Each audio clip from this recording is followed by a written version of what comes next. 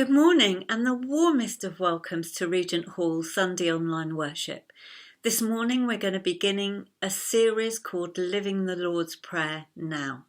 And what a time to be living the Lord's Prayer.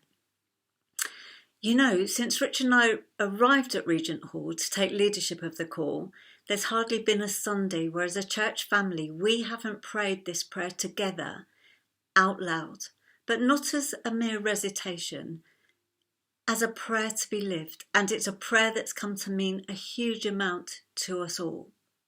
You see, we've learnt that we can pray this prayer that Jesus taught us into any context or situation.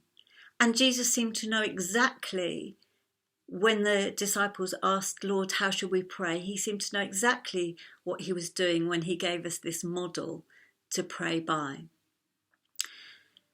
Stanley Hauerwas, the theologian and social ethicist, has written a book about the Lord's Prayer, and he wrote it because over the years he's become quite tired of people coming to him and saying, Stanley, what should Christians think about this?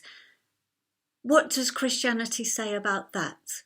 And people seeking faith who've come and asked him from a head point of view how to do faith and what his faith means. So now, instead of answering those questions directly, he says, we'll talk about this, but would you like to join me first in the Lord's Prayer? And we'll pray through the prayer into the questions. Because he also believes it's a prayer to be lived. And he says this prayer, we don't choose this prayer. He says this prayer chooses us. It shapes us and it forms us on the adventure we call discipleship. So the Lord's Prayer is to be lived, and what a prayer to be living into these days. A prayer to be praying into our world through this pandemic, to be praying into our communities and neighbourhoods, a prayer to be praying into our church, into our families and into our own lives.